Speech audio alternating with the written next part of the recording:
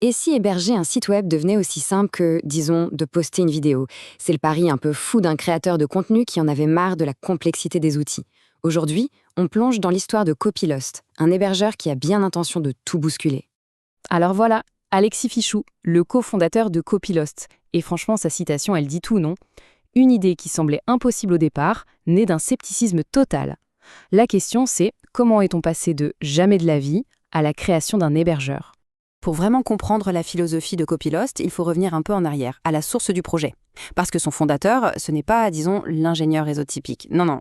C'est avant tout un créateur de contenu, quelqu'un qui était vraiment au cœur de la communauté WordPress.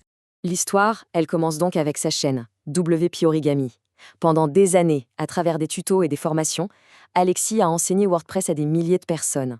Il a donc vu de très très près les galères, les blocages, les questions qui revenaient sans cesse, bref, toutes les frustrations des utilisateurs. Et ça lui a donné une perspective que peu d'acteurs du marché possédaient. Après avoir passé des années à construire un catalogue de formations super complet, forcément la question s'est posée. Et après, qu'est-ce qu'on fait maintenant? Il aurait pu continuer sur la même voie, bien sûr, mais il sentait qu'il y avait un problème plus profond pour sa communauté, un obstacle que ses formations à elles seules ne pouvaient pas vraiment résoudre. Et ce fameux problème, c'était l'hébergement. Tout simplement, c'est quand même le point de départ de n'importe quel site web, et soyons honnêtes, c'est souvent la première grosse prise de tête pour quiconque veut se lancer. Ce témoignage met pile le doigt sur le problème, les fameuses cPanel. Pour celles et ceux qui ne connaissent pas, c'est le tableau de bord standard chez plein d'hébergeurs. Et franchement, ça ressemble à un cockpit d'avion. Des centaines de boutons, de voyants partout, ça crée un mur de complexité, alors que le but à la base est tout simple, juste mettre un site en ligne. Complexe, surchargé, déroutant, voilà, c'est exactement ça. Ces trois mots résument parfaitement l'expérience de la plupart des gens.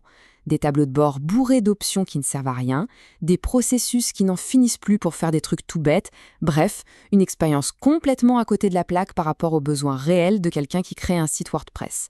Et là, le contraste est juste saisissant.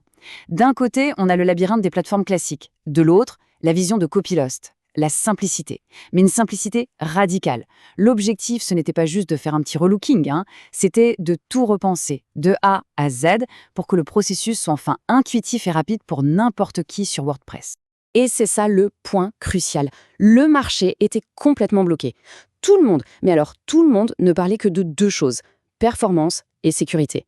Alors oui, c'est super important, évidemment, mais personne ne se posait la question de fond.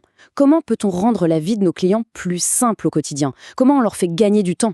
L'innovation s'était arrêtée à la technique. On avait complètement oublié l'humain. Et c'est à ce moment précis que toute cette frustration, elle s'est transformée en une véritable idée. Une vision en fait. Une vision très claire de ce que l'hébergement devrait être. Le cheminement est assez fascinant. Au début, l'idée est balayée, jugée trop complexe. Puis, il y a cette rencontre inattendue avec un développeur qui relance la machine.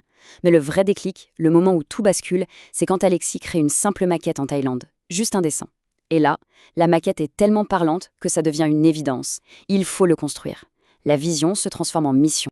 C'est la question fondamentale qui a guidé tout le développement. Et si on construisait un hébergeur pour les créateurs et pas seulement pour les ingénieurs?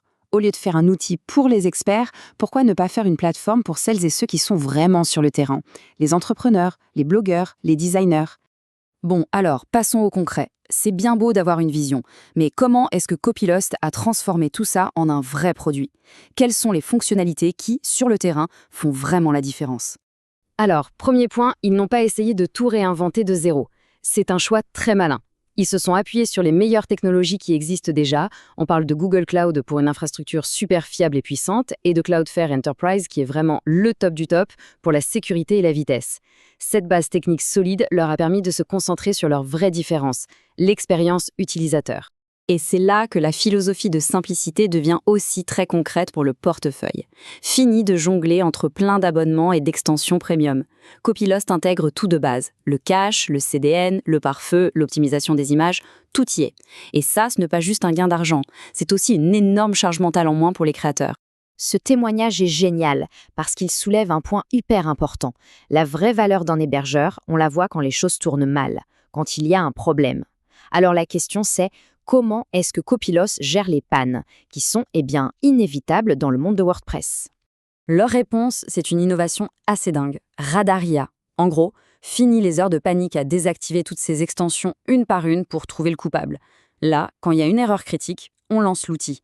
Il analyse tout, identifie la source du conflit et propose de réparer ça en un seul clic. C'est un gain de temps qui est juste énorme. Et ce n'est pas tout. Pour les problèmes liés à une mise à jour qui tourne mal, il y a Time Machine. C'est exactement ce que son nom indique, une machine à remonter le temps pour son site. Une extension se met à jour et fait tout planter, pas de panique. Un seul clic et hop, on revient à la version d'avant. C'est une tranquillité d'esprit qui n'a pas de prix. Au final, est-ce que tout ça donne des résultats concrets? Eh bien oui, un client a partagé ce chiffre qui est assez parlant. Son score de vitesse sur mobile, le fameux PageSpeed Insights, est passé de 68 à 96.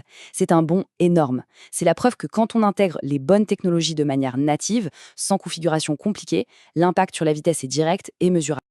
Ok, donc où est-ce que tout ça nous mène? Il semble que Copilust ne se voit pas du tout comme un simple hébergeur.